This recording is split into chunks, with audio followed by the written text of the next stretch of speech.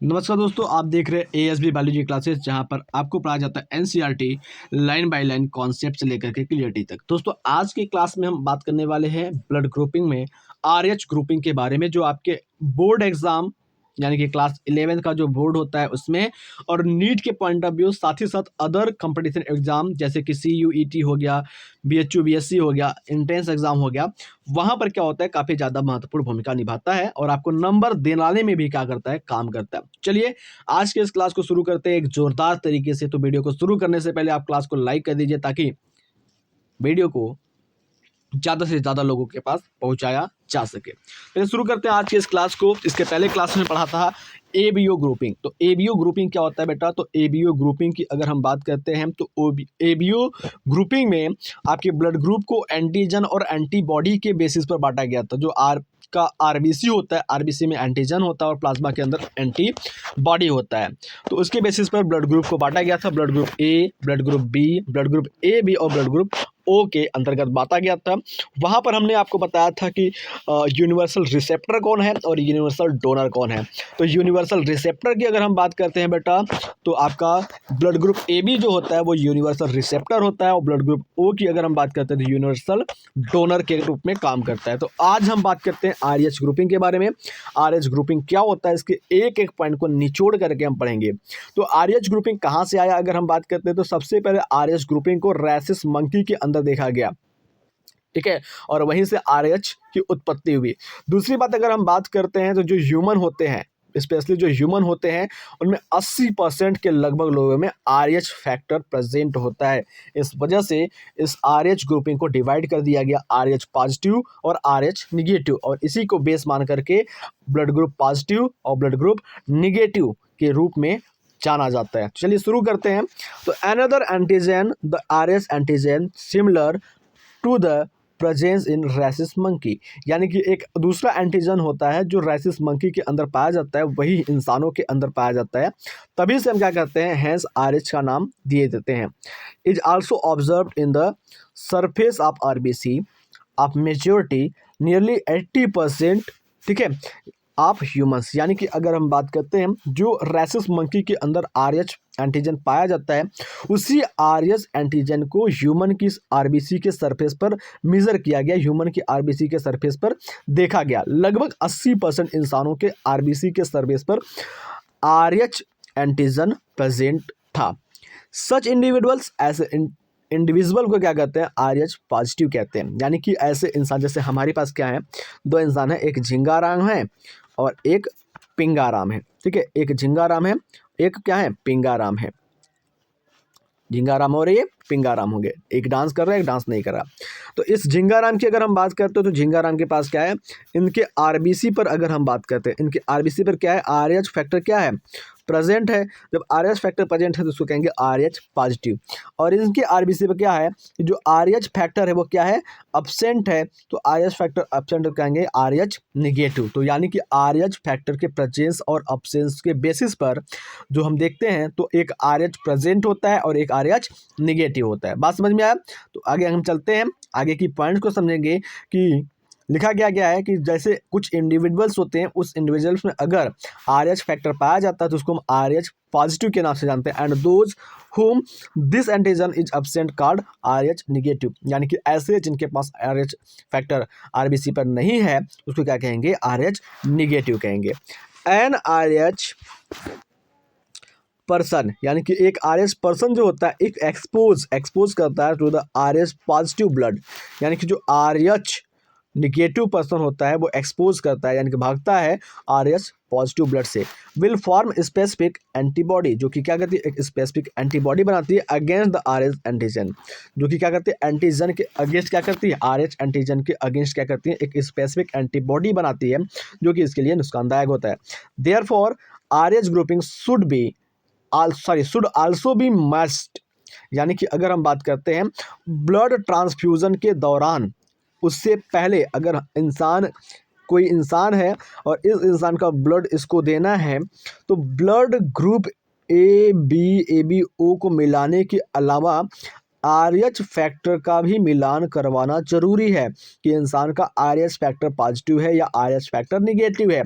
अगर नहीं कराया गया तो बाद में क्या हो जाएगा बच्चा, थोड़ी सी सावधानी हटी, दुर्घटना घटी और गांव भर में पूरी बटी, ये वाली कहानी हो जाएगी। ठीक है, तो आगे हम बात करते हैं। तो आगे क्या हो जाएगा, यहाँ पर लिखा गया है क्लियरली, एकदम एनसीईआरटी में लिखा गया है कि therefore RH grouping should be matched before transfusion. Transfusion से पहले क्या करना चाहिए, आरएच ग्रुपिंग को भी मैच करवा लेना चाहिए।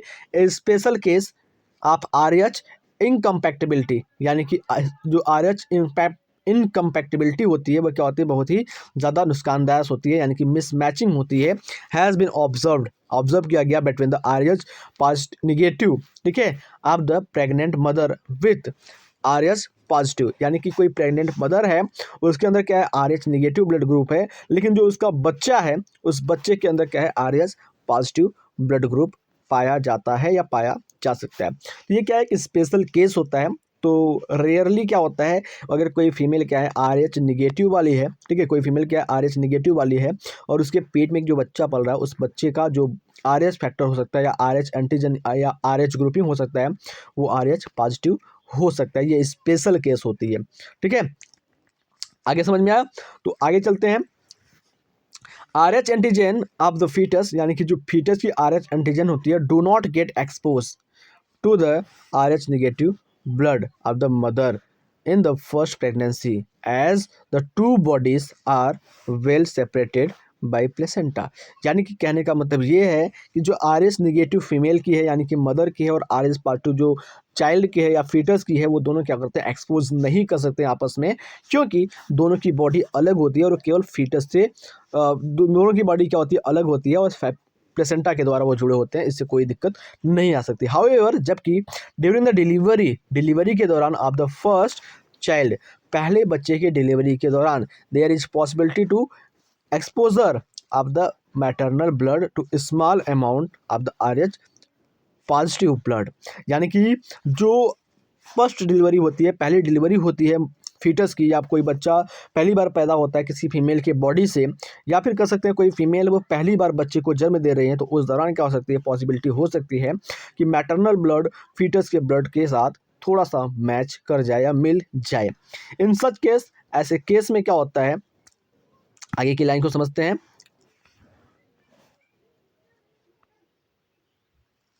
जस्ट एक सेकंड को दीजिएगा, आ गया।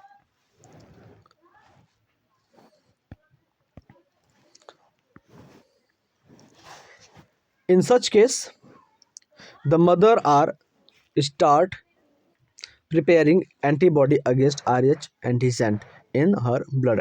यानी कि अगर हम बात करते हैं, जो मदर होती है, ऐसे केस में अगर हम बात करते हैं डिलीवरी के दौरान जो RH पॉजिटिव वाला फीटस है उसका ब्लड RH निगेटिव वाले मदर के साथ अगर थोड़ा सा एक्सपोज करता है, तो जो फीमेल की बॉडी होती है वो क्या करती है, एंटीबॉडी बनाना शुरू कर देती है या एंटीबॉडीज़ बनाना शुरू कर देती है RH पॉजिटिव के अगेंस्ट। इससे लड़ने के लिए वो क्या होती है, तैयार हो जाती है। आई होप इतनी चीज़ें आपको अच्छे से समझ में आ गई होगी।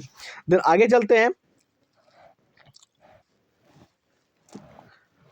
In case of her subsequent pregnancies, the RH antibodies formed the mother RH negative can leak into the blood, यानी कि जो RH निगेटिव होता है वो क्या होता है, लीक कर जाता है ब्लड के अंदर अब द फीटस के अंदर जो कि RH पॉजिटिव है, एंड डिस्ट्रॉय, नष्ट हो जाता है द फीटल आरबीसी, फीटस का जो आरबीसी होता है वो क्या नष्ट हो जाता है। कहने का मतलब ये है, जैसे मान लेते हैं कि ये फीटस है, ठीक है, ये फीटस है और फीटस के पास क्या है, RH पॉजिटिव ब्लड है, और इसके अंदर क्या है, मान लेते हैं ये प्रेग्नेंट है, तो ये यूटेरस के अंदर है, ठीक है, ये यूटेरस के अंदर है और ये क्या हुआ है, प्लेसेंटा के द्वारा जुड़ा हुआ है। तो इस यूटेरस के अंदर है, तो जो फीमेल के पास क्या है, RH निगेटिव ब्लड होता है। अगर गलती से भी क्या हुआ, RH निगेटिव वाला जो ब्लड होता है वो प्लेसेंटा के सहायता से फीटस के बॉडी में चला गया, जब फीटस के बॉडी में चला गया तो जो RH निगेटिव वाला ब्लड आएगा वो RH पॉजिटिव पर क्या होगा, इफेक्ट डालेगा, और फीटस की जो आरबीसी होगी उस आरबीसी को डिस्ट्रॉय करने की कैपेसिटी रखता है। फीटस की आरबीसी को क्या कर देगा, वो डिस्ट्रॉय कर देगा। यही बात क्लियरली एनसीईआरटी में लाइंस में लिखा गया है। ठीक है, तो उसको समझते हैं क्या लिखा गया है, वहाँ पर देखते हैं कि लिखा हुआ है कि in case of her subsequent pregnancy, the RH antibodies from the mother, जो कि RH नेगेटिव है, can leak, अगर लीक हो जाता है into blood of the fetus, fetus के ब्लड में जो कि RH पॉजिटिव है, and destroy, नष्ट कर देता है fetus की RBC को. This could be fatal to the fetus or could cause several anaemia and jaundice, जो क्या करता है, एनीमिया, सिकल सेल एनीमिया, या अगर हम बात करते हैं ज्वाइंडिस उत्पन्न करवाता है एक फीटस के अंदर या बेबी के अंदर. दिस कंडीशन, इस कंडीशन को कहते हैं इरिथ्रोब्लास्टोसिस, यानी कि इस कंडीशन को हम कहते हैं इरिथ्रोब्लास्टोसिस्ट फीटस.